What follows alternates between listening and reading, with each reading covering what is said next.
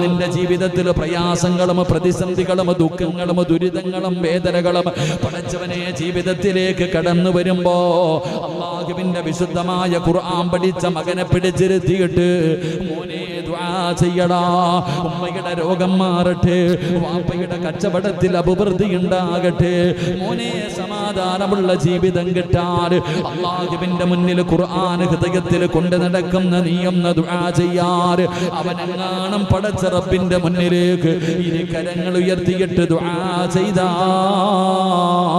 ആ ദുആയിക്ക് ഉത്തരമുണ്ടെന്ന് നബി മുഹമ്മദ് മുസ്തഫ സല്ലല്ലാഹു അലൈഹി വസല്ലമ തങ്ങൾ പഠിപ്പിക്കുമ്പോൾ അവന്റെ മഹത്വം നിങ്ങൾക്കറിയാനിട്ടാണ്. അവൻ അല്ലാഹു കൊടുത്തിരിക്കുന്ന സ്ഥാനം എന്താണ്? മഹാനായ പ്രവാചകൻ സല്ലല്ലാഹു അലൈഹി വസല്ലമ തങ്ങൾ പറയുകയാ, ആ മനുഷ്യൻ ഈ ലോകത്ത് നിന്ന് യാത്ര പറയുമ്പോൾ നിന്റെ പൊന്നാര മകനുണ്ടല്ലോ, അല്ലാഹുവിന്റെ വിശുദ്ധമായ ഖുർആൻ ഹൃദയത്തിൽ കൊണ്ട് നടക്കുന്നവനുണ്ടല്ലോ, അവൻ ഈ ലോകത്ത് നിന്ന് യാത്ര പറയുമ്പോ സക്കറാത്തിന്റെ അവസ്ഥയിൽ മരണത്തോട് മല്ലടിച്ചുകൊണ്ട് കിടക്കുമ്പോ അല്ലാഹുവിന്റെ മലക്കുകൾ ചോദിക്കുകയാ, അല്ലാ തഖാഫൂ വലാ തഹ്സനൂ വഅബ്ശിറൂ ബിൽ ജന്നാ. വിശുദ്ധമായ ഖുർആൻ പഠിച്ച മകന് മരിക്കുന്ന സമയത്ത് അവന് സക്കറാത്തിന്റെ അവസ്ഥയിൽ മരണത്തോട് മല്ലടിച്ചുകൊണ്ട് കിടക്കുമ്പോ അതാ മലക്കുൽ മൗത്തിനെ കാണുന്ന സമയമുണ്ടല്ലോ, മലക്കുകൾ ചോദിക്കുന്നു, എന്തിനാടാ മോനെ കരയുന്നത്, എന്തിനാ നീ പേടിക്കുന്നത്, നീ ഖുർആൻ ഇഷ്ടപ്പെട്ടവനല്ലേ, നീ ഖുർആൻ പഠിച്ചവനല്ലേ, നീ ഖുർആൻ ചുമക്കുന്നവനല്ലേ, മോനെ നിനക്കല്ല സ്വർഗത്തിൽ തരുന്ന പ്രതിഫലം കാണണോ? നമ്മൾ മരിക്കുമ്പോ സ്വർഗം കണ്ടിട്ടാണ് മരിക്കുന്നത്. ഒരു മുഅ്മിന് മരിക്കുന്ന സമയം അല്ലാഹുവിനെ ഭയന്നുകൊണ്ട് തഖ്വയായ ജീവിതം നയിച്ച് നടന്ന മനുഷ്യൻ മരിക്കുമ്പോ അവൻ സ്വർഗം കണ്ടിട്ടാണ് മരിക്കുന്നത്. എങ്കിൽ അല്ലാഹുവിന്റെ ഖുർആൻ പഠിക്കുന്നവർ മരിക്കുമ്പോൾ, അല്ലാഹുവിന്റെ ഖുർആൻ ചുമന്നവർ മരിക്കുമ്പോ ഇരിപ്പിടമാ അല്ലാഹ് കാണിച്ചു കൊടുക്കുന്നത്. ഇതാണ് സ്വർഗമെന്നല്ല പറയുന്നത്, ഇതാടാ നിനക്കല്ല തരുന്ന പ്രതിഫലം. സ്വർഗത്തിലെ നിന്റെ ഇരിപ്പിടം ഇതാടാ, സ്വർഗത്തിലെ നിന്റെ വീടിതാടാ. വഅബ്ശിറൂ ബിൽ ജന്നാ. സ്വർഗം ഇങ്ങനെ കാണിച്ചു കൊടുത്ത് സ്വർഗത്തിലെ തന്റെ സ്ഥാനം ഇങ്ങനെ കാണിച്ചു കൊടുക്കുകയാ. അല്ലാഹുവിന്റെ റസൂല് പറഞ്ഞു കിട്ടുന്ന രണ്ടാമത്തെ പ്രതിഫലം, മൂന്നാമത്തെ പ്രതിഫലം എന്തെന്നറിയോ?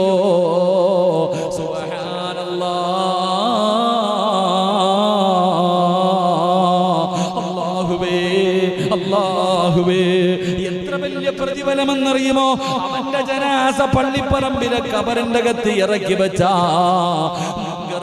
എന്ന് പറഞ്ഞ രണ്ട് മലക്കുകൾ കടന്നു വരുമല്ലോ. എന്ന് പറഞ്ഞുകൊണ്ട് ഖബറിന്റെ അകത്തും മലക്കുകൾ കടന്നു വന്ന് ചോദ്യം ചോദിക്കുമെന്നാണ്. എങ്കിൽ അല്ലാഹുവിന്റെ റസൂല് പറയുകയാ, അവന് ഖബറിന്റെ അകത്ത് ചോദ്യമില്ല, അവന് ഖബറിന്റെ അകത്ത് ചോദ്യമില്ല. കാരണം അവൻ അല്ലാഹുവിന്റെ കുടുംബക്കാരനാ. അല്ലാഹുവേ പടച്ചവന് അവന് സാധാരണ ഒരു വ്യക്തിയല്ല, അല്ലാഹുവിന്റെ ഖുർആൻ പഠിച്ചവനാണ്, ആ ഖുർആനിനെ ഹൃദയത്തിൽ ചുമന്നവനാണ്. പള്ളിപ്പറമ്പിലെ ഖബറിന്റെ അകത്ത് മലക്കുകൾ വരുമ്പോ അതാ ഖുർആൻ പറയുന്നു, എന്നോട് ചോദിക്ക്, അവൻ ഉറങ്ങട്ടെ, അവൻ എന്റെ കൂട്ടുകാരനാണ്, അവൻ എന്നെ സ്നേഹിച്ചവനാണ്, അവൻ എന്നെ ചുമന്നവനാണ്, അവൻ എന്നെ ബഹുമാനിച്ചവനാണ്. അതുകൊണ്ട് അവനോട് ചോദിക്കരുത്, എന്നോട് ചോദിക്ക്, ഞാൻ പറയാമെന്ന് പറഞ്ഞ് പള്ളിപ്പറമ്പിലെ ഖബറിന്റെ അകത്ത് വെച്ച് മലക്കുകൾ അവിടെ നിന്ന് പടച്ചവനെ ആ ഖുർആൻ അവന്റെ ചോദ്യങ്ങൾക്ക് മറുപടി പറയുകയാ. എന്റെ പ്രിയമുള്ളവരെ, പായിപ്പാട് പള്ളിയുടെ ഖബർസ്ഥാനിൽ പള്ളി വെക്കാൻ നേരത്തി വിടുന്ന ഒരുപാട് ഖബറിന്റെ അകത്ത് നിന്ന് എല്ലും കഷ്ടം കിട്ടിയല്ലോ. ഒരുപാട് ഖബറുകൾ ഇന്ന് ഈ പള്ളി നിൽക്കുന്നത് ഖബറിന്റെ മുകളിലാണല്ലോ. പായിപ്പാട് പള്ളിയിലെ ഖബർസ്ഥാനിൽ എവിടെയെങ്കിലും അല്ലാഹുവിന്റെ ഖുർആൻ പഠിച്ച ഒരു ഹാഫിദ് കിടക്കുന്നുണ്ടെങ്കിൽ, പ്രിയപ്പെട്ട സഹോദരാ, എത്ര കൊല്ലം കൊല്ലം കഴിഞ്ഞാലും നിങ്ങൾ പോയിട്ടൊന്ന് നോക്ക്, ഈ പായിപ്പാട് പള്ളിയുടെ ഖബർസ്ഥാനിൽ ഒരു ഹാഫിദ് മരിച്ചത് ഓർമ്മയുണ്ടെങ്കിൽ ആ ഹാഫിദിന്റെ ഖബർ എവിടെയാണെന്ന് തെരഞ്ഞു നോക്കിയിട്ട് നാളെ നിങ്ങൾ ചെന്നിട്ട് ആ ഖബറൊന്ന് മാന്തി നോക്ക്. സുബ്ഹാനല്ലാഹ്, വെച്ചതുപോലെ കിടക്കും സഹോദരാ. അവന്റെ ഖബറിന്റെ അകത്ത് അവന്റെ ശരീരം മണ്ണ് തിന്നൂല. അല്ലാഹുവിന്റെ ഖുർആൻ പഠിച്ചവന് മണ്ണ് തിന്നില്ല. നിങ്ങൾക്ക് സംശയമുണ്ടെങ്കിൽ, നിങ്ങൾക്കറിയുമെങ്കിൽ നാളെ ചെന്നിട്ട് നിങ്ങൾ മാന്തി നോക്ക്. മുത്തുനബിയാണ് പറഞ്ഞത്, ഖുർആൻ പഠിച്ചവന്റെ ശരീരം മണ്ണ് തൊടില്ല എന്ന് നബി മുഹമ്മദ് മുസ്തഫ. അള്ളാന്റെ ഖുർആൻ പഠിച്ചവന്റെ ശരീരം മണ്ണും പുഴുക്കളും തിന്നൂല, അത് അതുപോലെ തന്നെ കിടക്കും. അള്ളാഹു ഈമാൻ തരുമാറാകട്ടെ. നമ്മളൊന്ന് പോയി നോക്കിക്കേ, ഈ അടുത്തൊക്കെ അടക്കിയ ഖബറിന്റെ പലക ഇടിഞ്ഞിട്ട് കിടപ്പുണ്ട്. കാല് കാണാൻ, തല കാണാൻ, പലതും പള്ളിക്കാട്ടിൽ. എന്നാൽ ഖുർആൻ അതാണ്, ഖുർആൻ തൊടില്ല, മണ്ണ് തിന്നൂല, പുഴുക്കൾ തിന്നൂല, അതുപോലെ തന്നെ കിടന്നുറങ്ങും. അള്ളാഹു നമുക്ക് ഈമാൻ തരുമാറാകട്ടെ. അള്ളാഹു നമുക്ക് ഈമാൻ തരുമാറാകട്ടെ. നാളെ പടച്ച റബ്ബിന്റെ പരലോകത്തേക്ക് ഖബറിന്റെ അകത്ത് നിന്ന് എഴുന്നേക്കുമ്പോ തലയിലിരിക്കണ മുടി തട്ടിക്കളഞ്ഞിട്ട് ചോദിക്കും, ആരാപ്പ എന്നെ വിളിച്ചേ? ഉറക്കത്തിൽ നിന്ന് രാവിലെ കല്യാണം കഴിഞ്ഞ് ഫസ്റ്റ് നൈറ്റിൽ കടന്നുറങ്ങിയിട്ട് പുതിയാപ്പള ഉറക്കത്തിൽ നിന്ന് എഴുന്നേക്കണ പോലെ ഈ ഖുർആൻ പഠിച്ച മകന് പായിപ്പാട് പള്ളിയുടെ ഖബർസ്ഥാനിൽ നിന്ന് എഴുന്നേറ്റിട്ട് ചോദിക്ക, ആരാ വിളിച്ചുണർത്തിയേ? അല്ലാഹു ആരം പടച്ചോനെ. നാലിച്ചു വയ്ക്ക് നമ്മളുടെ അവസ്ഥയിൽ നാലിക്ക് നമ്മൾ എങ്ങനെ എഴുന്നേക്കാം? ഇവിടെ നിന്ന് ഓരോ മനുഷ്യനും എഴുന്നേക്കുന്ന രംഗം നിങ്ങളൊന്ന് ചിന്തിക്ക്. ഖുർആൻ പഠിച്ചവൻ എഴുന്നേറ്റിട്ട് ചോദിക്കുന്നു, ആരാ വിളിച്ചുണർത്തിയത്? അല്ലാ പടച്ചോൻ, ഇത് ആരാപ്പ നിക്കണേ? ഖബറിന്റെ അകത്ത് നിന്ന് എഴുന്നേറ്റ് നോക്ക, ആരാ നിക്കണ? ഒരാള് സുന്ദരനായി സുമുഖനായിട്ട് ഇങ്ങനെ നിക്ക. എടാ ചങ്ങാതി, എഴുന്നേക്ക്, നമുക്ക് പോകാം. മശ്റയാ, ഇന്ന് മശ്റയാ. അല്ലാഹുവാണ് വിളിച്ചിരിക്കുന്നത്, എഴുന്നേക്ക്. നീ ആരാടാ ചങ്ങാതി എന്നെ വിളിക്കാൻ? നീ ആരാ? എന്നെ കണ്ടിട്ടൊന്നും ഇല്ലല്ലോ, നമ്മൾ തമ്മിൽ പരിചയമൊന്നും ഇല്ലല്ലോ. എടാ മോനെ, നീ ചുമന്നോണ്ട് നടന്ന ഖുർആനാടാ ഞാനാണ് പരിശുദ്ധമായ ഖുർആൻ. നീ എഴുന്നേക്ക്. വിളിച്ചുണർത്തിയിട്ട് പടച്ചവനെ നല്ല വസ്ത്രങ്ങൾ അങ്ങോട്ട് കൊടുക്കുക, സ്വർഗത്തിലെ വസ്ത്രം ധരിപ്പിക്കുക. ഏറ്റവും കൂടുതൽ വില കൂടിയ വസ്ത്രങ്ങൾ, അള്ളാഹുവിന്റെ സ്വർഗത്തിലെ വസ്ത്രങ്ങളൊക്കെ ധരിപ്പിച്ചിട്ട് ഇവന്റെ തലയിൽ കിരീടം വെച്ചു കൊടുക്കുന്ന, ഇവന്റെ ഉമ്മാക്കും ഉപ്പാക്കും കിട്ടണ അതിലും വേറെ. ഇവന്റെ ഈ ഖുർആൻ പഠിക്കുന്ന ഒരു വിദ്യാർത്ഥി, ആ വിദ്യാർത്ഥിയുടെ മാതാപിതാക്കൾക്ക് പോലും പ്രത്യേക പരിഗണനയുണ്ടെന്നാണ്. അപ്പൊ ഇവന്റെ തലയിൽ ഇങ്ങനെ വസ്ത്രവും വെച്ച് തൊപ്പിയൊക്കെ വെച്ചു കൊടുത്തിട്ട് ഖുർആൻ ഇങ്ങനെ കയ്യിൽ പിടിച്ചിട്ട് അള്ളാടെ മുന്നിൽ കൊണ്ടോ, പടച്ചവനെ, അള്ളാ ഇവന് സ്വർഗം കൊടുക്കണം തമ്പുരാനെ. അള്ളാടെ മുന്നിൽ ഞാനും നിങ്ങളും പടച്ച റബ്ബിന്റെ മുന്നിൽ നിന്നിട്ട് ഉരുക. ഉടുതുണിയുണ്ടോ? സുബ്ഹാനല്ലാഹ്. ഉമ്മ പ്രസവിച്ചിട്ടതുപോലെ നമ്മളൊക്കെ നിൽക്കുന്നത് നാളെ പടച്ച റബ്ബിന്റെ കോടതിയിൽ ഉടുതുണിയില്ലാതെ ചേലാകർമ്മം പോലും ചെയ്യേണ്ട അവസ്ഥയിലാണ് നമ്മൾ നിൽക്കുന്നത്. നാളെ ഇങ്ങനെ നിൽക്കുന്ന ദിവസം അള്ളാടെ മുന്നിൽ നിന്ന് വിറയ്ക്ക ഒരാൾ പോലും തല ഉയർത്തില്ല എന്നാണ് ഹദീസിന്റെ കിതാബുകൾ പറയുന്നു. മുഖം പോലും ഉയർത്താൻ പേടിച്ചിട്ട് അത്രയും ഭയാനകമായ ദിവസം. നഫ്സി നഫ്സി, പ്രവാചകന്മാര് പോലും കരയണമെങ്കിൽ ആ ദിവസം ചിന്തിക്കുക. അള്ളാഹുവിന്റെ പ്രവാചകന്മാര് പോലും സ്വന്തം കാര്യം ഓർത്തിട്ട് കരയ. മഹാനായ നബി മുഹമ്മദ് മുസ്തഫ സല്ലല്ലാഹു അലൈഹി വസല്ലമ തങ്ങൾ ഒരു സഹാബിയോട്, ഇബ്നു മസ്ഊദ് റളിയല്ലാഹു തആല അൻഹു ഖുർആൻ ഓതുകയെ അടുത്ത് വന്നിരുന്നിട്ട് പറഞ്ഞു, ഇബ്നു മസ്ഊദേ, എനിക്കൊന്ന് ഖുർആൻ ഓതി തരുവോ? ഇബ്നു മസ്ഊദ് റളിയല്ലാഹു തആല അൻഹു ചോദിച്ചു, നബിയെ, അങ്ങക്കല്ലേ ഖുർആൻ ഇറങ്ങിയേ, ഞാൻ ഓതി തരണോ? പ്രവാചകൻ സല്ലല്ലാഹു അലൈഹി വസല്ലം തങ്ങൾ പറഞ്ഞു, നീ ഓത്, എനിക്ക് നീ ഓതുന്നത് കേൾക്കാൻ വലിയ ഇഷ്ടമാണ്. അള്ളാഹുവിന്റെ പ്രവാചകൻ സല്ലല്ലാഹു അലൈഹി വസല്ലം തങ്ങൾ അവിടെ നിന്ന് പറഞ്ഞു, എനിക്ക് വേണ്ടി ഒന്ന് ഖുർആൻ ഓതിത്താ. മഹാനായ ഇബ്നു മസ്ഊദ് റളിയല്ലാഹു തആല അൻഹു പരിശുദ്ധമായ ഖുർആൻ സൂറത്തുൻ നിസാ ആണ് ഓതുന്നത്.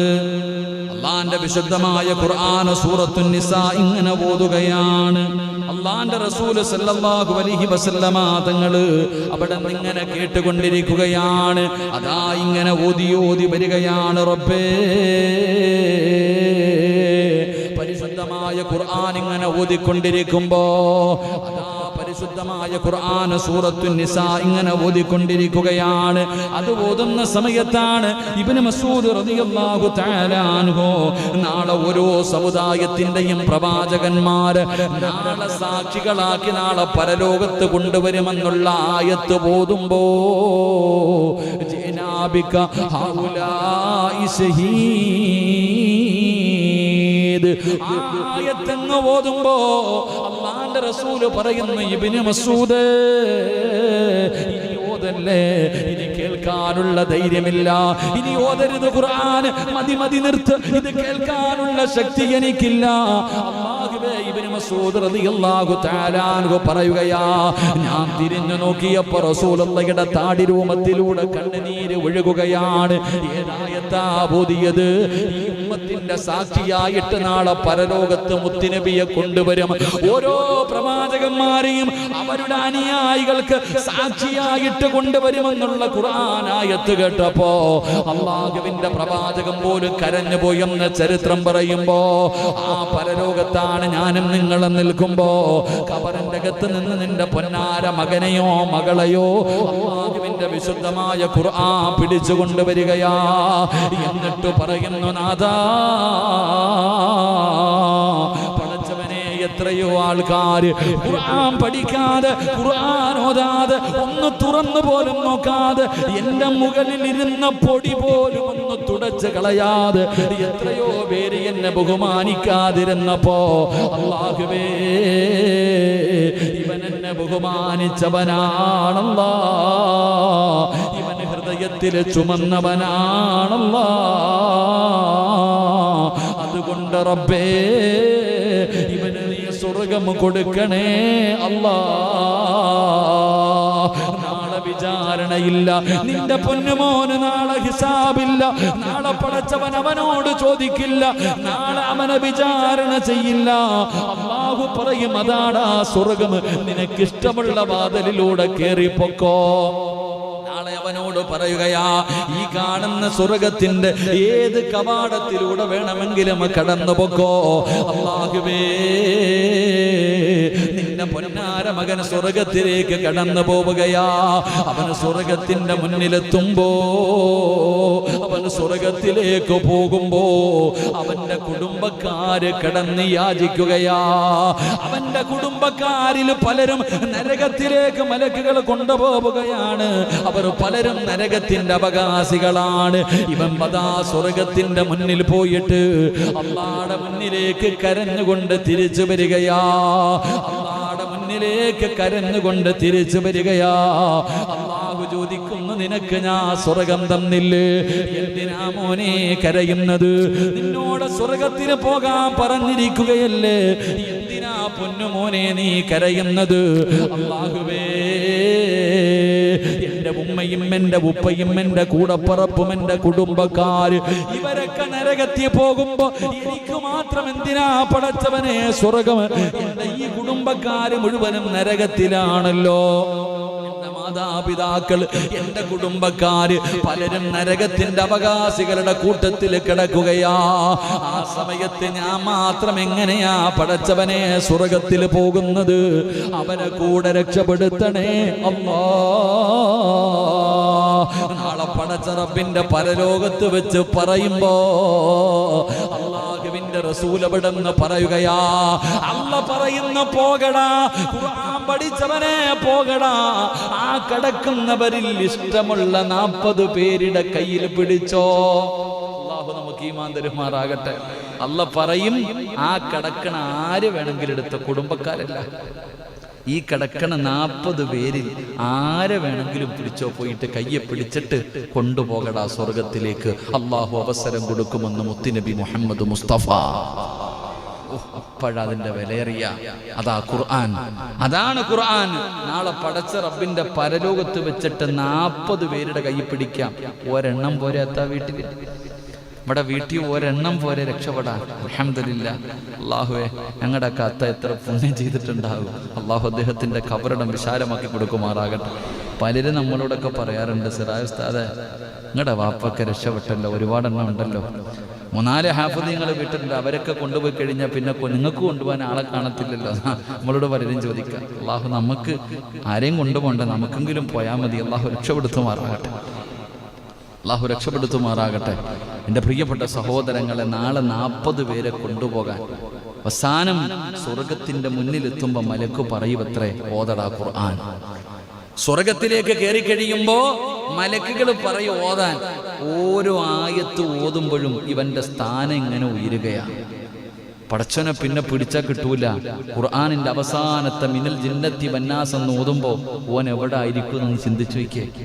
അള്ളാന്റെ പരിശുദ്ധമായ ഖുർആനിലെ 114 അധ്യായങ്ങൾ, 6000-ൽ പരം വരുന്ന ആയത്തുകൾ ഇത് ഓതി കഴിയുമ്പോ എവിടെ എത്തി നിൽക്കണ പടച്ചവനെ. നാളെ സ്വർഗവാസികൾ ചോദിക്കോത്രേ, ഈ ഊഞ്ഞാലിന്റെ മുകളിൽ ഇരുന്ന ആടിന ഈ കുട്ടിക്ക് ഈ പ്രതിഫലം കിട്ടാൻ കാരണം എന്താണ്? ആ ഇരിക്കണ മക്കൾ ആരാ? അവർക്ക് ഈ പ്രതിഫലം എങ്ങനെയാ കിട്ടി? അപ്പൊ പറയത്രേ, അഹ്ലുൽ ഖുർആൻ, അവർ ഖുർആനിന്റെ ആൾക്കാരാ, അവർ അള്ളാന്റെ പരിശുദ്ധമായ ഖുർആൻ പഠിച്ചവരാ, അവർക്ക് അള്ള കൊടുത്തിരിക്കുന്ന പ്രതിഫലം ഇതാണെന്ന് പറഞ്ഞു കൊടുക്കും. അപ്പൊ നമ്മുടെ എഞ്ചിനീയറായ മോൻ എവിടെ ആയിരിക്കും? നമ്മുടെ ഡോക്ടറായ മകൾ എവിടെയായിരിക്കും? അള്ളാഹു ദുനിയാവിലും ആഖിറത്തിലും ഉപകരിക്കുന്ന വിഭാഗത്തിൽ പെടുത്തുമാറാകട്ടെ. അള്ളാഹു നമ്മുടെ മക്കളെ നാളെ നമ്മളെ സ്വർഗത്തിൽ കൊണ്ടുപോകുന്ന മക്കളായി അള്ളാഹു സ്വീകരിക്കുമാറാകട്ടെ. അപ്പൊ ഞാൻ പറഞ്ഞു വന്നത്, അള്ളാഹുവിന്റെ ഖുർആൻ പഠിച്ചവർ അവരാദരിക്കുന്നത് ആരാദരിക്കുന്നത് പോലെ ഒന്ന് പറ. അള്ളാഹ് ആദരിക്കുന്നത് പോലെ. താടിയും തഴമ്പിലൊന്നും നോക്കരുത്, ചെറുതോ വലുതോ എന്ന് നോക്കരുത്. അവനോട് പറയണം, മോനെ ദുആ ചെയ്. അവനോട് പറയണം, എനിക്ക് വേണ്ടി ദുആ ചെയ്. ആ കുട്ടിയുടെ ദുആയ്ക്ക് ഉത്തരമുണ്ട്. അള്ളാഹു നമ്മുടെ കുടുംബത്തിൽ ഒരു ഹാഫിദിനെ നൽകി അനുഗ്രഹിക്കുമാറാകട്ടെ. അള്ളാഹു നൽകി അനുഗ്രഹിക്കുമാറാകട്ടെ. 3-ാമത്തെ വിഭാഗം നീതിമാനായ ഭരണാധികാരി. നീതിമാനായ ഭരണാധികാരിയെ ആദരിക്കുന്നത് അള്ളാനെ ആദരിക്കുന്നത് പോലെയാണെന്ന് നബിയിന റസൂലുള്ളാഹി. അങ്ങനെ ഒരു ചങ്ങാതിയെ കാണണമെങ്കിൽ മഷീട്ട് നോക്കിയാൽ പോലും പറ്റൂല. നീതിമാനായ ഒരു ഭരണാധികാരിയെ ആദരിക്കണമെന്ന് അങ്ങനെ ഒരു ചങ്ങാതി കാണാൻ പറ്റുമോ? നമുക്ക് പറ്റുമോ? ഇല്ല. അതാണ് അവസ്ഥ. ഇന്നത്തെ അവസ്ഥ വെച്ച് നോക്കുമ്പോൾ അങ്ങനെയുള്ള ഒരാളെ നമുക്ക് കാണാൻ പറ്റൂല. ഭരണാധികാരി എന്ന് പറയുമ്പോൾ, നീതിമാനായ ഭരണാധികാരി എന്ന് പറഞ്ഞ ഇന്ത്യയുടെ പ്രധാനമന്ത്രി മാത്രമല്ല കേട്ടാ, നിങ്ങളും ഒരു ഭരണാധികാരിയാ. പായിപ്പാട് മുസ്ലിം ജമാഅത്തിന്റെ ഓരോ മനുഷ്യനും ഞാനൊരു ഭരണാധികാരിയാ. എവിടുത്തെ ഭരണാധികാരി? എൻ്റെ വീടിന്റെ ഭരണാധികാരി ഞാനാ. നിങ്ങൾ ഓരോരുത്തരും നിങ്ങളുടെ വീടിന്റെ ഭരണാധികാരിയാ. നിങ്ങളാണ് വീട് ഭരിക്കുന്നതില്ലേ, വീട്ടിന്റെ കാര്യങ്ങളൊക്കെ. അപ്പോ എല്ലാവരും അങ്ങനെ വരും. അള്ളാഹു നമുക്കൊക്കെ ഈമാൻ നൽകി അനുഗ്രഹിക്കുമാറാകട്ടെ. എൻ്റെ പ്രിയമുള്ള സഹോദരങ്ങളെ, ഇൻഷാ അല്ലാഹ് നിർത്താറായപ്പോ 10 മണിയായി. ഞാൻ ഉദ്ദേശിച്ച വിഷയം പറഞ്ഞില്ല. ഈ 3 കാര്യം പറഞ്ഞുകൊണ്ട് അങ്ങോട്ട് കയറി പോയത്. ഇതാണ് ഈ പ്രശ്നം. കാട് കയറി അങ്ങ് പോവാ. അള്ളാഹു കാത്തിരക്ഷിക്കുമാറാകട്ടെ. അപ്പം 3 പേരെ ബഹുമാനിക്കാതിരിക്ക്. അള്ളാഹു നമുക്ക് ഈമാൻ നൽകുമാറാകട്ടെ. എൻ്റെ പ്രിയമുള്ള സഹോദരങ്ങളെ, മഹാനായ നബി മുഹമ്മദ് മുസ്തഫ. ബോറടിച്ച അൽഹംദുലില്ലാ. അപ്പൊ നിങ്ങൾ ചിന്തിക്കുക, എൻ്റെ പൊന്നാര സിറാജ് ഉസ്താദ്, ഈ ഹാഫിദീങ്ങൾ മാത്രമേ പോകത്തുള്ളൂ, നമുക്കൊന്നും ഇല്ലേന്ന്. നമ്മൾ ചിന്തിക്കുന്നത് ഹാഫിദീങ്ങളും ആലിമീങ്ങളും മാത്രമേ പോകത്തുള്ളൂ. നിങ്ങൾക്ക് പോകണോ? നിങ്ങൾക്ക് ഒരാളെങ്കിലും കൊണ്ടുപോകാനുള്ളൊരു അവസരമുണ്ട്. നിങ്ങൾ അല്ലാതെ ഒരാളെ കൂടെ സ്വർഗത്തിൽ കൊണ്ടുപോകാനുള്ള അവസരം അള്ളാഹു ഭാഗ്യം തരുമാറാകട്ടെ. ഇപ്പൊ കൂടെ നിങ്ങൾ മാത്രമല്ല, നിങ്ങൾക്ക് 40 പേരെയൊന്നും കൊണ്ടുപോകാൻ പറ്റൂല. ഒരാളെങ്കിലും കൊണ്ടുപോകാൻ പറ്റും. അതിനുള്ളൊരു വഴി പറഞ്ഞു തരട്ടെ. നിങ്ങൾ ഖുർആനെ സ്നേഹിച്ചാൽ മതി. നിങ്ങൾ ഖുർആൻ ഓതണം. ഒരു ദിവസം പോലും ഖുർആൻ ഓതാത്ത ഒരു ദിവസം നിങ്ങളുടെ ജീവിതത്തിൽ പാടില്ല. നിർബന്ധമായിട്ടും നിങ്ങളുടെ വീട്ടിൽ ഖുർആൻ ഓതണം. നിങ്ങളുടെ ഭാര്യ, നിങ്ങളുടെ മക്കൾ, അത് ടൈം ടേബിൾ ആയിരിക്കണം. നിർബന്ധമായിട്ട് ഓതിപ്പിച്ചിരിക്കണം. വീട്ടിൽ ആരെങ്കിലും ഖുർആൻ ഓതാത്ത ഒരു ദിവസം നിങ്ങളുടെ വീടിൻ്റെ അകത്ത് വേണ്ട. നിർബന്ധമായിട്ടും. പടച്ചവനെ, എത്രയോ സമ്പന്നന്മാർ എനിക്കിപ്പോഴും ഓർമ്മയുണ്ട്. ഏറ്റവും വലിയ, ഞാൻ കണ്ണൂര് പാനൂർ എന്ന് പറയുന്ന സ്ഥലത്ത് ഒരു വീട്ടിൽ പോയി. അള്ളാഹു അദ്ദേഹം യൂസുഫ് ഹാജി എന്ന് പറയും, അള്ളാഹു ആഫിയത്തും ദീർഘായുസ് കൊടുത്ത് അനുഗ്രഹിക്കുമാറാകും. അത്ഭുതം തോന്നിയിട്ടുണ്ട്. ഞാൻ അവിടെ വഴുതിന് പോയപ്പോൾ വീട്ടിൽ പോയി. ഇത്ര വലിയ സമ്പന്നനാ, ഇത്ര തലാൽ ഗ്രൂപ്പിന്റെ MD ആണ്. ഒരുപാട് സ്ഥാപനങ്ങളുള്ളവരാ. ഞാൻ അദ്ദേഹത്തിന്റെ വീട്ടിൽ പോയി മഗ്രിബ് നമസ്കാരം കഴിഞ്ഞപ്പോൾ എനിക്ക് അത്ഭുതം തോന്നി. ഇത്രയും വലിയ സമ്പന്നനായിട്ടും ആ മഗ്രിബ് നമസ്കാരം കഴിഞ്ഞപ്പോൾ ആ വീട്ടിലെ കൊച്ചു കുട്ടികൾ വരെ ഇരുന്ന് ഖുർആൻ ഓതുക. ആ വീട്ടിലെ ആണുങ്ങളും പെണ്ണുങ്ങളും കുട്ടികൾ വരെ, അത് ആ വീട്ടിലെ നിയമമാ. ഇത്രയും വലിയ സമ്പന്നനായ മനുഷ്യന്റെ വീടിന്റെ അകത്ത് പോലും മഗ്രിബ് നമസ്കാരം കഴിഞ്ഞാൽ ഖുർആൻ ഓതിയിരിക്കണം, നിർബന്ധം. ഒരു 10 മിനിറ്റ്. അത് കഴിഞ്ഞ് പഠിക്കാൻ തന്നെ അവകാശമുള്ളൂ. ഇത് ഞാൻ പറയുന്നത് ഏതെങ്കിലും ഒരു പാവപ്പെട്ടവന്റെ കുടിലിലെ കാര്യമല്ല. ഒരുപാട് സൂപ്പർ മാർക്കറ്റുകളുള്ള തലാൽ ഗ്രൂപ്പ് എന്ന് പറയുന്ന വലിയൊരു ഗ്രൂപ്പ്, അവരുടെ കുടുംബത്തിന്റെ അവസ്ഥയാ. അള്ളാഹു അദ്ദേഹത്തിന് ദീർഘായുസ് കൊടുത്ത് അനുഗ്രഹിക്കുമാറാകട്ടെ. ആഫിയത്തും ദീർഘായുസും അൽഹംദുലില്ലാഹ് നമ്മളൊക്കെ വലിയ ഇഷ്ടപ്പെടുന്നവരാ. അള്ളാഹു ആഫിയത്തും ദീർഘായുസും കൊടുക്കുമാറാകട്ടെ. എൻ്റെ പ്രിയപ്പെട്ട സഹോദരങ്ങൾ, അതാണ് വീട് നിർബന്ധം. ഇടയ്ക്ക് ഞാൻ ചോദിച്ചു, ഭക്ഷണം ഒരുമിച്ച് കഴിക്കുക വീട്ടിൽ? എവിടെ പോയാലും ഓടിപ്പിടച്ച് വരും മക്കളൊക്കെ. കാരണം എന്തേ? ഒരുമിച്ച് ഒറ്റ വീട്ടിൽ, ആ വലിയ വീടിൻ്റെ അകത്ത് ഒരുമിച്ചിരുന്ന് അവർ ഭക്ഷണം കഴിക്കാറുള്ളൂ. അതൊക്കെ ആയിരിക്കാം അവരുടെയൊക്കെ ജീവിതത്തിലും ബിസിനസ്സിലെയും ബറക്കത്ത്. അള്ളാഹു നിലനിർത്തി കൊടുക്കുമാറാകട്ടെ. എൻ്റെ പ്രിയപ്പെട്ട സഹോദരങ്ങളെ, ഞാൻ പറഞ്ഞത് നിർബന്ധമായും നമ്മുടെ വീടുകളിൽ ഖുർആൻ ഓതുന്നത് നിർബന്ധമാക്കണം. അങ്ങനെ നമ്മൾ ഓതാൻ തയ്യാറായാൽ മഹാനായ നബിയിന റസൂലുള്ളാഹി സ്വല്ലല്ലാഹു അലൈഹി വസല്ലമ തങ്ങൾ പറഞ്ഞു, അള്ളാഹുവിന് ചില അടുത്ത ആൾക്കാരുണ്ടെന്ന് പറഞ്ഞാൽ കുടുംബക്കാർ, നമ്മളെ പോലുള്ള കുടുംബമല്ല, അള്ളാഹുവിനോട് അടുത്തവർ. റസൂലുള്ളാഹി സ്വല്ലല്ലാഹു അലൈഹി വസല്ലമ തങ്ങളോട് സഹാബത്ത് ചോദിക്കുന്ന, അള്ളാഹിന് കുടുംബക്കാരുണ്ടോ നബിയെ? ഉണ്ട്. ആരാ? അഹ്ലുൽ ഖുർആൻ, ഖുർആനിന്റെ അഹ്ലുകാര്. അള്ളാഹ്ക്ക് മക്കളോ കൂടപ്പുറപ്പോ അല്ല, അള്ളാഹുവിലേക്ക് അത്രയും അടുത്തവരാരാ? ഖുർആൻ പഠിക്കുകയും പഠിപ്പിക്കുകയും ആ ഖുർആനിനെ ഹൃദയത്തിൽ കൊണ്ടു നടക്കുകയും ഓതുകയും ചെയ്യുന്നവർ. അള്ളാഹു ഭാഗ്യം തരുമാറാകട്ടെ. അപ്പൊ ഇൻഷാ അല്ലാഹ് ഓതിക്കൂടെ? ഇന്നു മുതൽ മരിക്കണ കാലം വരെ പരിശുദ്ധ ഖുർആൻ ഒരു ദിവസം ഒരു സൂറത്തെങ്കിലും ഓതിയിട്ടേ ഉറങ്ങാവൂ. അള്ളാഹു ഭാഗ്യം തരുമാറാകട്ടെ. ഇൻഷാ അല്ലാഹ് ഏത് സൂറത്ത് ഓതും? ഏത് സൂറത്ത് ഓതും? ഫാത്തിഹായോ അതോ ഇന്നാത്തനെയോ അതോ കുൽഹു വല്ലായോ? ഏതാ ഓതാ? ഒരെണ്ണം ഫിക്സഡ് ആക്ക്, അതാകുമ്പോൾ പ്രതിഫലം കിട്ടുമല്ലോ. സൂറ 30 ആയത്തുണ്ട് കാക്ക, ബുദ്ധിമുട്ടായിരിക്കും ചിലപ്പം. എളുപ്പമുള്ളത് വല്ലോ നോക്കാം. ഇപ്പൊ തറാവീക്ക് വരുമല്ലേ, ഇവിടെ എങ്ങനെ വല്ലുഹ മുതലാണ്? എടുത്ത് അടുത്ത വാഴത്തിന് പോയപ്പോൾ പറഞ്ഞത് വല്ലുഹ മുതല. ചില പള്ളിയിൽ അലന്തറ മുതൽ താഴോട്ടടിക്കണം 10-10. ചില പള്ളികൾ വല്ലുഹ മുതൽ താഴെ വരെ 20 സൂറത്തുകൾ ഓതും. ചില പള്ളിയിൽ അലംതറ കൈഫ മുതൽ ഇഖ്ലാസ് വരെ. വീണ്ടും ഒന്നുകൂടെ. അത്ര എളുപ്പം തീർത്തിട്ട് ഓടുന്നു. അല്ലാഹു അഅലം. അല്ലാഹു നമുക്ക് പറഞ്ഞിട്ട് കാര്യമില്ല. ചില ആൾക്കാർക്ക് ധൃതി എങ്ങനെ നോക്കും, എവിടാടാ ഏർത്ത് തീരുന്ന പള്ളി. ഈ ചങ്ങനാശ്ശേരിയിൽ ഈ പായിപ്പാട് ഏറ്റവും ആദ്യം തീരുന്നത് ഏത് പള്ളിയിലാ നോക്കും. അല്ലോ പടച്ചോനെ, സലീം ഉസ്താദിൻ്റെ ഒക്കെ വിത്ര നമസ്കാരത്തിൽ വലിയ സൂറത്തൊക്കെ ഓതൻ, അങ്ങോട്ട് പോയിട്ട് കാര്യമില്ല. അങ്ങനെ ചിന്തിക്കുന്നവരുണ്ട്. എൻ്റെ പ്രിയപ്പെട്ട സഹോദരങ്ങൾ, എവിടെ എങ്ങനെ ഇപ്പം ഹത്തം തീർക്കല അല്ല എങ്കിലും അൽഹംദുലില്ലാഹ് ഈ പ്രാവശ്യം നമുക്ക് പോതാ ഇല്ലേ സാർ? ഓതല്ല ഇൻഷാ അല്ലാഹ്. പള്ളിയില്ലല്ലോ, എവിടെ ഓതാനാ? ഈ കൊട്ടൻ തറയിലാ കിടക്കണ സുജൂദിലൊക്കെ. ഇതൊക്കെ നല്ലത്. ഇവിടെ സുജൂദ് ചെയ്യുമ്പോൾ കാലിനിത്തിരി വേദനയുണ്ട് കേട്ടോപ്പാ. സുജൂദ് ചെയ്യണ സമയത്ത് കാലിനിത്തിരി വേദനയുണ്ട്. അതിനൊരു പരിഹാരം മെമ്പറെ അതിനൊരു പരിഹാരം കാണണോപ്പാ. കാരണം ഉസ്താദിന് ഖബർ ചിന്തയും പരലോകമൊക്കെ ഓർമ്മ വരും. സത്യം പറഞ്ഞാൽ പുറകി വന്ന് നിസ്കരിക്കുമ്പോഴാണ് അതിൻ്റെ ബുദ്ധിമുട്ട്. അതായത് നിങ്ങളൊക്കെ ചിലർ മുസല്ല കൊണ്ടുവന്നിട്ട് നിസ്കരിക്കും. മുസല്ല കാലിൻ്റെ വേദന പഠിച്ചോനെ ഒന്നതിനെക്കുറിച്ചൊന്ന് ആലോചിക്കണം കേട്ടാ. ഇൻഷാ അല്ലാഹ് കൊറോണയുടെ പേരും പറഞ്ഞ് ഉള്ളതൊക്കെ മാറ്റിയിട്ടിരിക്കുക. ഒരു ഇതും ഇല്ല. അള്ളാഹു നമുക്ക് ഈമാൻ തരുമാറാകട്ടെ. എന്നിട്ടേക്കണം കേട്ടോ. ഷാജിയണ്ണം വിചാരിക്കും ഇങ്ങേരെന്തടാ എനിക്കിട്ട് തന്നെ കൊട്ടുന്നു. അല്ല, നമുക്ക് അല്ലല്ല ഇമാമെന്ന് പറഞ്ഞാൽ എല്ലാം പറയണോപ്പാ. നമുക്ക് ആരുടെയും ഭക്ഷണമൊന്നും ഇല്ല. എല്ലാവരും അൽഹംദുലില്ലാഹ്. അള്ളാഹു നമുക്ക് നല്ലതല്ലേപ്പാ. അൽഹംദുലില്ലാഹ്. എന്നിട്ട് ആ സാധനമൊക്കെ വിരിച്ചിട്ട് എല്ലാവരും ഇത് പള്ളി ഇനി പഴയ അവസ്ഥയിലേക്ക് മാറണം. അപ്പം ചോദിക്കും, ഉസ്താദെ രോഗികൾ വന്ന് സുജൂദ് ചെയ്താ അതെന്തെങ്കിലും ചെയ്യാം. അതെന്തെങ്കിലും അവിടെ വെച്ചിരിക്കണം. ആ സാനിറ്റൈസ് എടുത്ത് ഇവിടെ മൊത്തം ഒഴിച്ചാൽ മതി. അതിങ്ങനെ വരിക, നിസ്കരിക്കുക, ചെക്കുക, കയറുക, നിസ്കരിക്കുക, കയറുക. എന്താപ്പാ അല്ലേ? തലയെ കൂടെ എടുത്ത് ഒഴിക്കാതെ വലിയ കാര്യം. സത്യത്തിൽ ഇതിൻ്റെയൊക്കെ നിയമങ്ങൾ ഞാനിങ്ങനെ ചിന്തിച്ചു നോക്കി. ഒരാൾ ചോദിച്ചതുപോലെ, മസ്തല ചോദിച്ച പോലെ, ഇതിനകത്തൊക്കെ ആൽക്കഹോൾ ഉണ്ടെന്നല്ലേ സാർ? വല്ല പോലെ ഒതുവെടുത്ത് ചില ഒതുവെടുത്ത് ഇങ്ങനെയൊക്കെ ഒതുവെടുക്കുമ്പോൾ തന്നെ വല്ലാത്ത കഴിവനെ അത് കഴുകിയെല്ലാം ഇങ്ങോട്ട് കയറിയിട്ട് അത് കുറച്ച് വാരി തേച്ചിട്ട് ഉടച്ചവനെ ഈ സ്പ്രേ തന്നെ അടിക്കാൻ പാടില്ല എന്ന്. ആൽക്കഹോൾ ഉള്ളത് കാരണം വലിയ മഹത്തുക്കളായ പണ്ഡിതന്മാർ കറാഹത്താണെന്ന് പറയുന്നു. എന്ന് പറഞ്ഞത് തേക്കണ്ടെന്നല്ല കേട്ടോ, അറൂറത്തിൻ്റെ ഘട്ടത്തിൽ തേക്കാം, അത് വേറെ വിഷയം. ശരി, അള്ളാഹു നമുക്ക് ഈമാൻ തരുമാറാകട്ടെ. ഈമാൻ തരുമാറാകട്ടെ. അപ്പം ഞാൻ ഒരു സൂറത്ത് പറയാം, ഓതുവോ? എളുപ്പമുള്ളതാവട്ടെ. അൽഹംദുലില്ലാഹ്. ഓതൂല്ലേ? ഏത് സൂറത്ത്?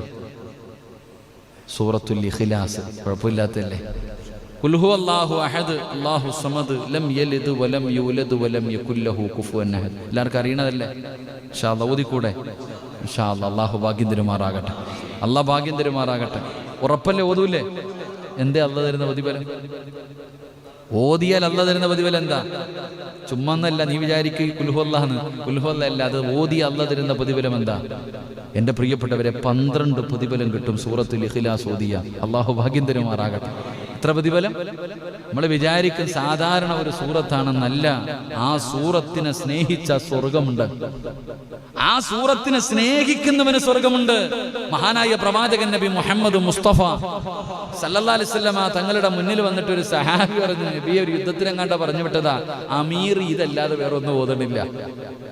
അമീർ നിസ്കരിക്കുമ്പോ സൂറത്തുൽ ഇഖ്ലാസ് എല്ലാ റക്അത്തിലും ഖുൽ ഹുവല്ലാഹ്. ഇത് കേട്ടിട്ട് സഹാബത്ത് വന്ന് പരാതി പറഞ്ഞു. സല്ലല്ലാഹു അലൈഹി വസല്ലമ തങ്ങൾ വിളിച്ചിട്ട് വെച്ച്, എന്ത് ചങ്ങാതി, നബി എനിക്ക് ആ സൂറത്തിന് വലിയ ഇഷ്ടവാ, അള്ളാഹുടെ ഏകത്വത്തെ കുറിച്ച് പറയണതല്ലേ. എല്ലാ സഹാബികളും വിളിച്ചു വഴക്കു പറയുന്നു വിചാരിച്ചു. റസൂലുള്ളാഹി തങ്ങൾ ചോദിച്ചു, നീ എന്റെ ഈ സൂറ, എനിക്ക് ആ സൂറത്ത് ഇഷ്ടമാ നബിയെ, എനിക്ക് ആ സൂറത്ത് വലിയ ഇഷ്ടമാ. കാരണം അള്ളാഹുവിനെ കുറിച്ചല്ലേ പറയണേ, ഖുൽ ഹുവല്ലാഹു അഹദ് അല്ലാഹു സമദ്, അള്ളാഹയെ കുറിച്ച് മാത്രമാ പറയണേ, അതുകൊണ്ട് എനിക്ക് വലിയ ഇഷ്ടം. മുത്തുനബി പറഞ്ഞു, നീ പൊക്കോളാൻ, നിനക്ക് സ്വർഗമുണ്ടെന്ന് നബി മുഹമ്മദ് മുസ്തഫ സല്ലല്ലാഹു അലൈഹി വസല്ലം. സഹാബികൾ വിചാരിച്ചത് അത് മാറ്റി അടുത്ത സൂറത്ത് ഓതണമെന്ന് പറയുമെന്ന. പ്രവാചകൻ പറഞ്ഞു, നീ പൊക്കോ. എന്നിട്ട് സഹാബത്തിനോട് പറഞ്ഞു കൊടുത്തു. ആ ചങ്ങായിയോട് പറഞ്ഞില്ല, സഹാബത്തിനോട് പറഞ്ഞു കൊടുത്തു. ആ സഹാബിക്ക് സ്വർഗമുണ്ട്. കാരണം എന്തേ? ആ സൂറത്ത് ഇഷ്ടപ്പെട്ടത് കൊണ്ട്. അതാ സൂറത്തുൽ ഇഖ്ലാസ്. 12 നന്മകളുണ്ടെന്ന.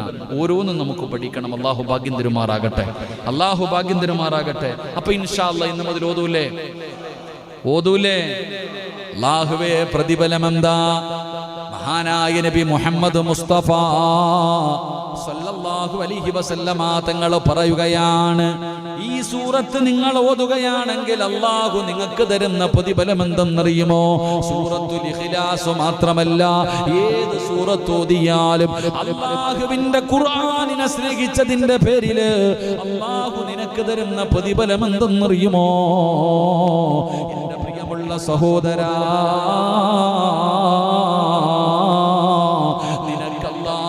ഈമാനുള്ള ഒരു മരണം തരികയാണ്. ഈമാനുള്ള ഒരു മരണം. അല്ലാഹു നിനക്ക് ഈമാനുള്ള ഒരു മരണം തരും. പടച്ചവനെ, നീ മരിച്ചു കിടക്കുമ്പോ നിന്റെ മയ്യത്ത് കാണുന്നവർ കൊതിക്കുകയാ, അല്ലാഹുവേ ഇതെന്തൊരു മരണമാണ് തമ്പുരാന്, എന്തൊരു പ്രകാശമാണ് തമ്പുരാന്, എന്തൊരു പുഞ്ചിരിയാണ് തമ്പുരാന്. അല്ലാഹുവേ, എനിക്കും ഇങ്ങനെ ഒരു മരണം തരണേ അല്ലാ. എന്റെ പ്രിയമുള്ളവരെ, നിന്റെ ജനാസ കാണുന്നവർ മുഴുവനും കൊതിച്ചു പോവുകയാണ്. പടച്ചവനെ, ഈമാനുള്ള ഒരു മരണം അല്ലാഹു നിനക്ക് തരികയാ.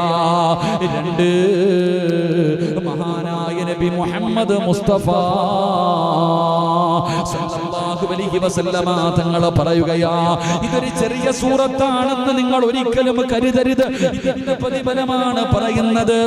എന്റെ പ്രിയമുള്ളവരെ, മരിച്ചു കിടക്കുമ്പോ നിന്റെ മുഖത്ത് കാണാം അതിന്റെ പ്രതിഫലം.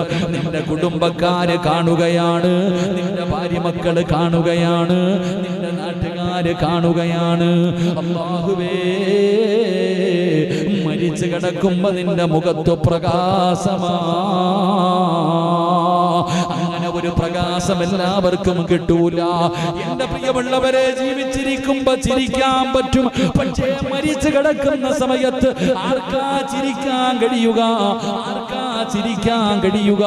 പടച്ചവനെ, ആ മരണവേദനയുടെ പ്രയാസത്തില് അല്ലാഹുവേ, പടച്ചവനെ, കിടപ്പിൽ കിടന്ന് മലമൂത്ര വിസർജനം നടത്തുകയാ. നിങ്ങൾ പലരുടെയും മയ്യത്ത് കണ്ടിട്ടുണ്ടല്ലോ, മുഖത്ത് നോക്കുമ്പോ തന്നെ ഭയമാണ്. മക്കളോട് പറയുന്നു, പോകണ്ട, പേടി തോന്നുമടാ പൊന്നുമോനെ. കണ്ണല്ലാഹുവേ, മുഖമെല്ലാം കരിവാളിച്ച് കറുത്തു, മുഖമൊക്കെ കറുത്തുപോയി, കണ്ണിങ്ങനെ തെള്ളിയിട്ട് പടച്ചവനെ ഭയപ്പെടുത്തുന്ന രീതിയിൽ മരിച്ചു കിടക്കുകയാ. അല്ലാഹുവേ, അങ്ങനെ ഒരു മരണം തരല്ലേ തമ്പുരാന്. എന്റെ പ്രിയമുള്ള സഹോദരങ്ങളോട് പറയുകയാ, മരിച്ചു കിടക്കുമ്പോ കാണാൻ നിനക്ക് അല്ലാഹു തരുന്ന പ്രതിഫലം. നിന്റെ മുഖത്ത് വല്ലാത്ത പുഞ്ചിരിയാണ്, നിന്റെ മുഖത്ത് വല്ലാത്ത പ്രകാശമാണ്. എന്റെ പ്രിയമുള്ളവരെ, ഇവിടെ ഇരിക്കുന്ന പലരും പടച്ചവനെ, അത്തിപ്പറ്റ ഉസ്താദിന്റെ ഖബർ സിയാറത്ത് ചെയ്യാൻ പോയവരുണ്ടല്ലോ. ആ മഹാനവറുകൾ പടച്ചവനെ ക്യാൻസർ എന്ന് പറയുന്ന രോഗം പിടിച്ച് ഒരു ഭാഗം മുഴുവനും വല്ലാതെ പടച്ചവനെ അവിടെ നിന്ന് നല്ലതുപോലെ സംസാരിക്കാൻ പോലും കഴിയാത്ത അവസ്ഥയിൽ, പക്ഷേ മരിച്ചു കിടന്നപ്പോഴുള്ള പ്രകാശമുണ്ടല്ലോ, മരിച്ചു കിടന്നപ്പോഴുള്ള പ്രകാശമുണ്ടല്ലോ, ആ മുഖത്തെ പുഞ്ചിരിയുണ്ടല്ലോ.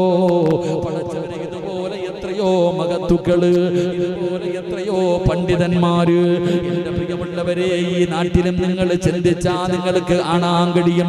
പലരും ചിരിച്ചുകൊണ്ട് കിടക്കുന്നത് കണ്ടവരാണ്. അതുകൊണ്ട് സഹോദരാ, അല്ലാഹു നിനക്ക് തരുന്ന ഒന്നാമത്തെ പ്രതിഫലം നിനക്ക് കാണാൻ പറ്റൂല, നിനക്ക് കാണാൻ പറ്റൂല. പക്ഷേ ജനാസ കാണാൻ വരുന്നവർക്ക് മുഴുവനും കാണാൻ കഴിയുകയാണ്. ഈമാനുള്ള ഒരു മരണം അല്ലാഹു നിനക്ക് തരികയാ. 2 അല്ലാഹുവേ, പടച്ചവനെ മലക്കുകൾ കരയുകയാണ്, മലക്കുകൾ കരയുകയാ. അല്ലാഹുവിന്റെ റസൂലല്ലേ പറഞ്ഞത്, അല്ലാഹുവിന്റെ റസൂലല്ലേ പറഞ്ഞത്, സഹാബാ പായിപ്പാട് ചില വീടുകളിലും മലക്കുകൾക്കറിയാം. ചില വീടുകളും മലക്കുകൾക്ക് പരിചയമുള്ള വീടാണെന്ന് നബി മുഹമ്മദ് മുസ്തഫ സല്ലല്ലാഹു അലൈഹി വസല്ലമ തങ്ങൾ പറഞ്ഞു. മലക്കുകൾക്കറിയാം എന്റെ വീട്. ഇനിയിപ്പോ നമുക്കറിയോ? നിങ്ങൾ ഇരിക്കണ എല്ലാവരുടെ വീട് നിങ്ങൾക്കറിയോ? അറിയോ? അറിയില്ല. പക്ഷെ ആർക്കറിയാം? അള്ളാന്റെ മലക്കുകൾക്കറിയാം, അള്ളാഹുവിന്റെ മലക്കുകൾക്കറിയാം. മലക്കുകൾ ആകാശത്ത് നിന്ന് ഭൂമിയിലേക്ക് നോക്കുമ്പോ ചില വീട് പ്രകാശിക്കും അത്രേ. ഏത് വീട്? ഖുർആൻ ഓതുന്ന ഭവനം, ഖുർആൻ ഓതുന്ന വീട്. ഇനി ഏതെങ്കിലും ഒരു ദിവസം, എല്ലാ ദിവസവും നിന്റെ വീട്ടിൽ നിന്ന് ഖുർആൻ പാരായണം കേൾക്കാറുണ്ട്, ഒരു ദിവസം കേട്ടില്ലെങ്കിൽ മലക്കുകൾ പറയത്ര, അല്ലാ ആ സിറാജിന്റെ വീട്ടിൽ നിന്ന് ഖുർആൻ ഓതുന്നത് കേൾക്കണില്ലല്ലോ, അല്ലാ ആ ചങ്ങാതിക്ക് സുഖമില്ലെന്ന് തോന്നുന്ന പടച്ചവനെ ദുആ ചെയ്യത്രേ. അല്ലാഹുവേ, എന്തെങ്കിലും ഒരു കുഴപ്പമുള്ളത് കൊണ്ടല്ലേ ഖുർആൻ ഓതാത്തത്? പടച്ചവനെ, അല്ലാഹുവേ നീ പുറത്തു കൊടുക്ക്, ശിഫ കൊടുക്ക്, നീ കരുണ കാണിക്ക് എന്ന് മലക്കുകൾ പോലും ദുആ ചെയ്യുമെന്ന് ആദരവായ പ്രവാചകൻ നബി മുഹമ്മദ് മുസ്തഫ സല്ലല്ലാഹു അലൈഹി വസല്ലം. മലക്കുകൾക്ക് പരിചയമുള്ള ചില വീടുകളുണ്ട്. നമുക്കൊരു ദിവസം ഇത് പഠിക്കണം. അല്ലാഹു ഭാഗ്യം തരുമാറാകട്ടെ. പായിപ്പാടുള്ള ചില വീടുകൾ ആർക്കറിയാം? ജിബിരിയിൽ എന്ന മലക്കിന് പോലും അറിയാം. അങ്ങനത്തെ ചില വീടുകളുണ്ട്. അള്ളാഹു ആ കൂട്ടത്തിൽ നമ്മുടെ ഭവനത്തെ ഉൾപ്പെടുത്തി അനുഗ്രഹിക്കുമാറാകട്ടെ. എൻ്റെ പ്രിയമുള്ള സഹോദരങ്ങളെ, നിന്റെ മരണം മലക്കുകൾക്ക് പോലും വേദനയുണ്ടാക്കും. നിന്റെ മരണം മലക്കുകൾക്ക് പോലും വേദനയുണ്ടാക്കും. 3ാമത്തെ പ്രതിഫലം എന്താ? എന്റെ പ്രിയമുള്ള സഹോദരങ്ങളെ, നീ മരിച്ചു കഴിഞ്ഞു, നിന്റെ മയ്യത്ത് കുളിപ്പിച്ചു കഴിഞ്ഞു, നിന്റെ മയ്യത്ത് കഫം പൊതിഞ്ഞു കഴിഞ്ഞു. സുബ്ഹാനല്ലാഹ്, ഈ പള്ളിയിൽ നിന്നും മയ്യത്ത് കട്ടിൽ നിന്റെ വീട്ടിലേക്ക് കൊണ്ടുവരികയാ. എന്റെ പ്രിയമുള്ള സഹോദരങ്ങളെ, മഹാനായ നബി മുഹമ്മദ് മുസ്തഫ സല്ലല്ലാഹു അലൈഹി വസല്ലമ തങ്ങൾ പറയുകയാണ്, പരിശുദ്ധമായ ഖുർആൻ ഓതുന്നവർക്ക് അല്ലാഹു തരുന്ന പ്രതിഫലം എന്താണ്? എന്റെ പ്രിയമുള്ള സഹോദരങ്ങളെ, മുഅ്മിനീങ്ങളെ, നിങ്ങളുടെ വീട്ടിലേക്ക് മയ്യത്ത് കട്ടിൽ കൊണ്ടുവരുമല്ലോ. കുടുംബക്കാര് മുഴുവനും നിന്നെ കുളിപ്പിച്ചു വെള്ള തുണിയിൽ പൊതിഞ്ഞിട്ട്, നല്ല വസ്ത്രത്തിൽ പൊതിഞ്ഞിട്ട്, പടച്ചവനെ അതാ കുടുംബക്കാര് മുഴുവനും സുഗന്ധമൊക്കെ തേച്ചിട്ട് ആ പള്ളിയിൽ നിന്ന് കൊണ്ടുവന്ന മയ്യത്ത് കട്ടിലിന്റെ മുകളിലേക്ക് നിങ്ങളെ എടുത്ത് കിടത്തിയിട്ട് എല്ലാവരും ലാ ഇലാഹ ഇല്ലല്ലാഹ് എന്ന് പറഞ്ഞുകൊണ്ട് ജനാസ ചുമന്നുകൊണ്ട് വരുമല്ലോ. പള്ളിയിലേക്ക് നിങ്ങളുടെ മയ്യത്തുകൾ കൊണ്ടുവരുമല്ലോ. അല്ലാഹുവിന്റെ ഖുർആൻ ഓതുമെന്ന് തീരുമാനിച്ചവര്, അല്ലാഹുവിന്റെ ഖുർആനിനെ ബഹുമാനിക്കുമെന്ന് ആദരിക്കുമെന്ന് കരുതിയവര്, മനസ്സിൽ നിയ്യത്ത് ചെയ്തവര്, എന്റെ പ്രിയമുള്ളവരെയോ എത്രയോ പേര് പരിശുദ്ധമായ ഖുർആനെന്ന് തുറന്നു നോക്കാത്തവരുണ്ട്. പല വീടുകളുടെയും അലമാരിക്കകത്തുള്ള ഒരു കാഴ്ച വസ്തുവായിട്ട് ഖുർആൻ മാറിയല്ലോ. പല വീടിന്റെയും ടിവിയുടെ അടിയില്, പല വീടിന്റെയും തട്ടുംപുറത്ത് പൊടിയടിച്ചിട്ടാണ് അല്ലാഹുവിന്റെ ഖുർആൻ കിടക്കുന്നത്. അതിന്റെ മുകളിലിരിക്കുന്ന പൊടിയൊന്ന് തുടച്ചു കളയാൻ, അതിന്റെ മുകളിലിരിക്കുന്ന പൊടിയൊന്ന് തുടച്ചു കളയാൻ പലരും തയ്യാറാകാറില്ല. അതൊന്ന് തുറന്നു നോക്കാറില്ല. തുറന്നു നോക്കാറില്ല. എന്റെ പ്രിയമുള്ളവരെ, ശാപമാണ്. ഉസ്താദേ, വീടിന്റെ അകത്ത് സമാധാനമില്ല, വീടിന്റെ അകത്ത് സന്തോഷമില്ല. പടച്ചവനെ, പരാതി പറയുന്ന പിതാക്കന്മാരോട്, നിന്റെ വീടിന്റെ അകത്തിരിക്കുന്ന ഖുർആൻ, അലമാരിക്കകത്ത് നിരത്തി വെച്ചിരിക്കുന്ന ഖുർആൻ, അത് നീ ഒന്ന് തുറക്കാതെ വരുമ്പോ, അതൊന്ന് തുറന്ന് ഓതാതെ വരുമ്പോ, ആ ഖുർആൻ നിന്റെ വീടിന്റെ അലമാരിക്കകത്തിരുന്നിട്ട് ആ ഖുർആൻ പറയുന്നു, നാഥാ, എന്നെ ഒന്ന് തുറന്നു നോക്കുന്നത് പോലുമില്ല അല്ലാ.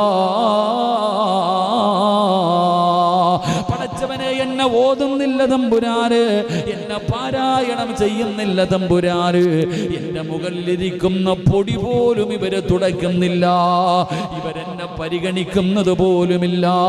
ആ ഖുർആൻ നിന്റെ വീടിന്റെ അകത്തിരുന്ന് നിനക്ക് ശാപമാ.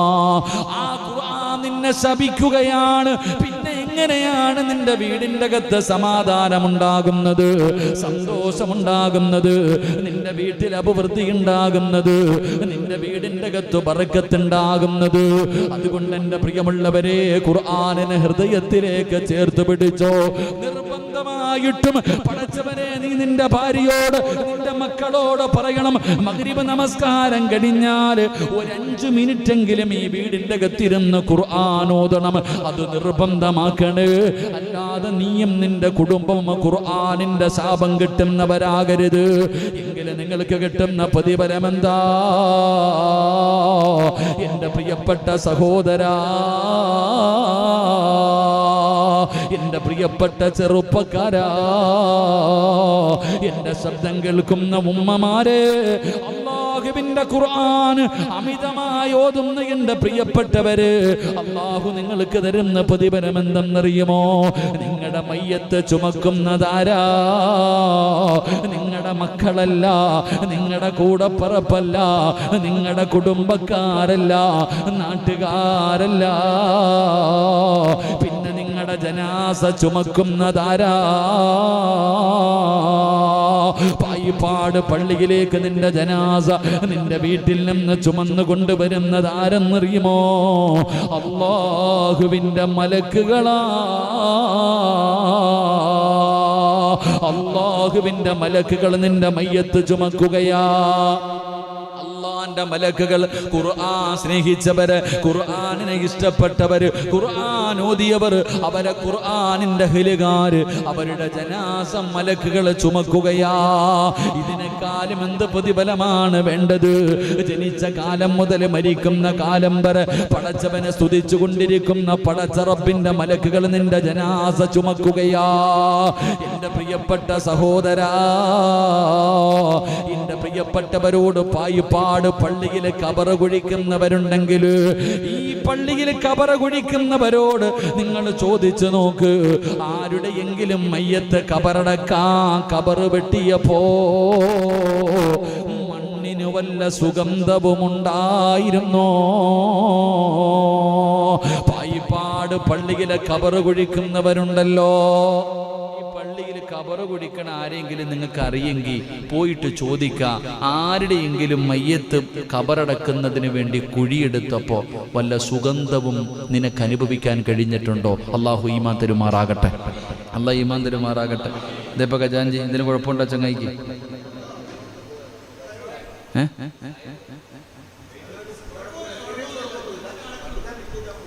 വണ്ടി തട്ടിയിട്ടല്ലേ? ശരി, അള്ളാഹു ശുഭ കൊടുക്കുമാറാകട്ടെ. ആരാപ്പാ ഇതൊക്കെ മനുഷ്യന്മാരുടെ അവസ്ഥ? ഇത്രയേ ഉള്ളൂ ജീവിതത്തിന്റെ വില, ഇത്രയൊക്കെ ഉള്ളൂ മനുഷ്യന്റെ ആയുസ്. എന്തെല്ലാം മോഹത്തോടു കൂടി പോകുന്നവരാ. അള്ളാഹു അപകടം, നമ്മളൊക്കെ വാഹനങ്ങളിൽ സഞ്ചരിക്കുന്നവരാ. അള്ളാഹു അപകടങ്ങളെ തൊട്ട് കാക്കുമാറാകട്ടെ, അള്ളാഹു അപകടങ്ങളെ തൊട്ട് കാക്കുമാറാകട്ടെ. ജീവിതത്തിൽ ഇത്രയേ ഉള്ളൂ. രാത്രി ഭാര്യയുടെ കൂടെ, മക്കളുടെ കൂടെ ഭക്ഷണം കഴിച്ച് കിടന്നുറങ്ങാൻ പോകുന്നവർ, ഇത്രയോ ജീവിതം. ഒരൊറ്റ നിമിഷം കൊണ്ടാണ് എല്ലാം പോകുന്നത്, എല്ലാം ഒറ്റ സെക്കൻഡുകൾ കൊണ്ട്. കഴിഞ്ഞ ആഴ്ചയാണെന്ന് തോന്നുന്നു തിരുവല്ലയിൽ ആക്സിഡന്റ് പറ്റിയത്. ഇതെല്ലാം പ്രതീക്ഷയോടുകൂടി വരുന്നവർ.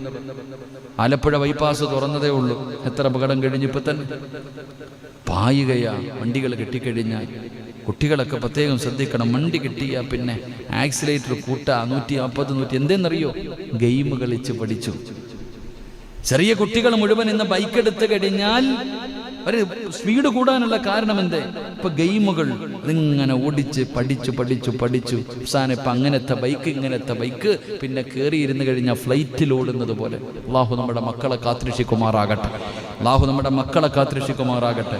എൻ്റെ പ്രിയമുള്ള സഹോദരങ്ങളെ, ഇവിടെ ഖബറ് കുഴിക്കുമ്പോൾ നിങ്ങൾ ആരെങ്കിലും കുഴിച്ചിട്ടുണ്ടോ? ഖബറ് കുഴിച്ചിട്ടുണ്ടോ? അപ്പോൾ ആരെങ്കിലും ഖബറ് കുഴിച്ചിട്ടുണ്ടോ? ഉണ്ടോ? കൈ പൊക്കിക്കേ. ഖബറ് കുഴിച്ചവൻ കൂടിയിട്ടുണ്ട്. അൽഹംദുലില്ലാ. ആരെങ്കിലും ഒരു മയ്യത്തിന് ഖബറ് കുഴിച്ചു കൊടുത്താൽ അവനൊരു വീട് വെച്ചു കൊടുക്കുന്ന പോലെ. ഈ പായിപ്പാടൊരു വീട് കെട്ടി എത്ര കൊല്ലം ജീവിക്കും നിങ്ങളൊക്കെ? ഞാനൊരു വീട് പണിതിട്ടുണ്ട്, ഞാൻ എത്ര കാലം ജീവിക്കും? ഞാൻ മരിക്കുന്നതോടുകൂടി തീർന്നു. എന്നാൽ ഞാൻ ഏറ്റവും കൂടുതൽ കിടക്കുന്ന എവിടാ? പള്ളിപ്പറമ്പിൽ. ഇപ്പൊ ഈ പായിപ്പാട് പള്ളിയുടെ ഖബർസ്ഥാനിൽ ഒരു 10-30-50 കൊല്ലം മുമ്പ് മരിച്ചവരും കിടപ്പില്ലേ? ഉണ്ടോ? 50 കൊല്ലം. ഇനി എത്ര കൊല്ലം കിടക്കണം? എത്ര കൊല്ലം? അപ്പൊ ഏറ്റവും കൂടുതൽ കിടക്കുന്നത് എവിടാ? ഏറ്റവും കൂടുതൽ കിടക്കുന്നത് എവിടാ? പള്ളിപ്പറമ്പിൽ. കോടികൾ മുടക്കി വീട് കെട്ടിയിട്ടിട്ടുണ്ട്, അവിടെ കിടക്കാൻ യോഗമില്ല. ഈ പള്ളിപ്പറമ്പിലാ വന്ന് കിടക്കുന്നത്. അതുകൊണ്ടാ പറഞ്ഞ പള്ളിക്ക് വല്ലതും കൊടുക്കാൻ. അതുകൊണ്ടാ പറഞ്ഞത് ഇതല്ലേ തറവാട്. അവസാനം വന്ന് കിടക്കേണ്ടത് ഈ താഴെ കാണുന്ന ആ കാട്ടിലല്ലേ? എൻ്റെ പൊന്നാര സെക്രട്ടറി പ്രസിഡന്റ്, ഒരു ലൈറ്റ് വെക്കണം കേട്ടോ അവിടെ പള്ളിപ്പറമ്പിൽ. ആ പാവങ്ങൾക്ക് ഒരു പ്രകാശം. കാരണം ഖബറിൻ്റെ അകത്തേക്ക് പ്രകാശം കിട്ടിയില്ലെങ്കിൽ ലൈറ്റെങ്കിലും. ഇതിലെങ്ങോട്ട് ഇറങ്ങാൻ തന്നെ പേടിയാ. സുബ്ഹാനല്ലാഹ്. ഇവിടെ നിന്ന് അങ്ങോട്ട് ലൈറ്റൊക്കെ വെക്കണോപ്പാ. ഖബറാളികളാണെന്ന് പറഞ്ഞിട്ട് അവരെയും നമ്മൾ എന്ത് ചെയ്യാൻ പറയും? ഇരുട്ടിക്കൊണ്ട്. ഒന്നാമതേ ഖബറിൻ്റെ അകത്ത് ഇരുളെന്ത് ചെയ്യും? അപ്പം നിങ്ങൾ പറയും ഉസ്താദ് ഖബറിനകത്ത് തീയുണ്ടല്ലോ, പിന്നെന്തിനാണ്? അങ്ങനെയല്ല. ഇപ്പോൾ അവർ ലൈറ്റൊക്കെ വെക്കണം. ഇൻഷാ അല്ലാഹ് വെച്ചോ. എൻ്റെ പൊന്നാര മെമ്പറെ പഞ്ചായത്തിൽ നിന്ന് വല്ലതും കിട്ടുമെങ്കിൽ അവിടെ ഒരു ലൈറ്റൊക്കെ വെച്ചുകൂടും ഇൻഷാ അല്ലാഹ്. കാരണം എന്താ, ഇപ്പോൾ പള്ളിപ്പറമ്പ് ഞാൻ അങ്ങനെ പോകുമ്പോൾ മതിലിൻ്റെ സൈഡിൽ അങ്ങനെ കൊണ്ട് പോകുമ്പോൾ ഒരു മതിലിൻ്റെ സൈഡിൽ ലൈറ്റ് ഇരിപ്പുണ്ട്. നിങ്ങളുടെ വീടാണ് അപ്പോൾ താഴെ ഉള്ളത്? ഇപ്പോൾ നിങ്ങളല്ലല്ലോ മറ്റേക്കാടെ വീട്. അങ്ങോട്ട് പോണ വഴി ലൈറ്റ്. ഇവിടെ പോകുമ്പോൾ ലൈറ്റൊക്കെ, ഒരു നല്ല ലൈറ്റൊക്കെ വെക്കണം. അൽഹംദുലില്ലാ. അള്ളാഹു നമ്മുടെ ഖബറിടം അള്ളാഹു പ്രകാശമാക്കി തരുമാറാകട്ടെ.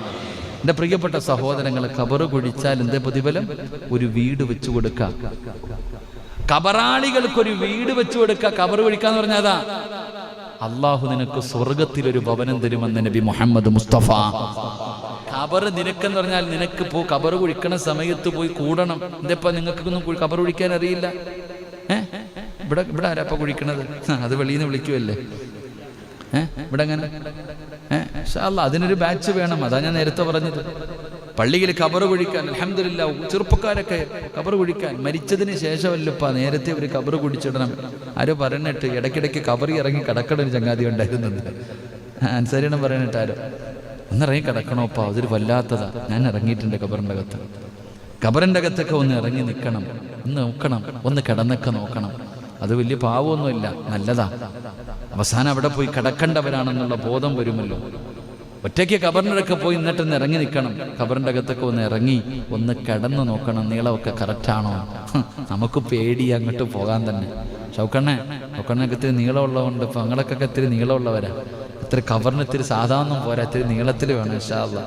ഷൗക്കണ്ണം പേടിച്ചു പോയോ? നല്ല തസ്ബീഹ് അല്ലാഹു ദീർഘായുസ്സ് കൊടുക്കുമാറാകട്ടെ. പാവം അൽഹംദുലില്ലാ. ഷൗക്കണ്ണം പറഞ്ഞിരിക്കുന്ന നേരത്തെ വെട്ടിയിടണമെന്നല്ലേ? എൻ്റെ പ്രിയപ്പെട്ട സഹോദരങ്ങളെ, ഖബറ് കുഴിക്കാൻ കൂടണം കേട്ടോ. ഖബറ് കുഴിക്കുന്നത് കണ്ടാൽ ഇൻഷാ അല്ലാഹ് ജമാഅത്ത് ഇപ്പം തീരുമാനിച്ചിട്ടുണ്ട് നേരത്തെ കുഴിച്ചിടാൻ, നേരത്തെ ഖബറ് കുഴിച്ചിടാൻ. ഖബറ് കുഴിക്കുന്ന സമയത്ത് പോയിട്ട് ഒരു മമ്മട്ടി കൊണ്ടെങ്കിലും ഒന്ന് വെട്ടിക്കൂട്. കാരണം ഒരു വീട് വെച്ചു കൊടുക്കുക. ഒരു ഖബറാളികൾക്ക് നീ ഒരു വീട് വെച്ചു കൊടുക്കുക. ആ വീട് വെച്ചു കൊടുക്കുന്നതിന് പകരം അല്ലാഹ് എവിടെ വീട് തരും? സ്വർഗത്തിൽ വീട് തരും. അപ്പൊ ഇനി മുതൽ ഖബറ് കുഴിക്കുമ്പോൾ കൂടുവോ? ഇവിടെ ചെറുപ്പക്കാർ ഒരുപാട് പേര്, ചങ്ങായിമാരെ ഇനി പള്ളിപ്പറമ്പിൽ ഇറങ്ങണം, ഖബറ് വെട്ടാൻ കേട്ടോ. മാരൊക്കെ പഠിപ്പിക്കണം. എല്ലാവരും ഖബറ് വെട്ടാൻ അറിയുന്ന ഒരാൾ മതി, പിന്നെ ബാക്കിയൊക്കെ പഠിക്കാൻ. വാഴയ്ക്ക് വീട്ടിൽ തെങ്ങിന് പോലും കുഴിയെടുക്കാത്ത ടീമുകളാണ്. എൻ്റെ പ്രിയപ്പെട്ട സഹോദരങ്ങൾ, അള്ളാഹു നമുക്ക് ഈമാൻ തരുമാറാകട്ടെ. ഞാൻ പറഞ്ഞത്, ഖബറ് കുഴിക്കുന്ന സമയത്ത് ചിലർക്ക് ഖബറ് വെട്ടുമ്പോൾ ഒരു മണം, ഒരു സുഗന്ധം. ചില ആൾക്കാരെ ഖബറടക്കുന്നതിന് വേണ്ടി ഖബറ് കുഴിക്കുന്ന സമയത്ത് മണ്ണിന് പോലും സുഗന്ധം. ആരുടെ മണ്ണ്? ആർക്ക് വേണ്ടി ഖബറ് കുഴിക്കുമ്പോൾ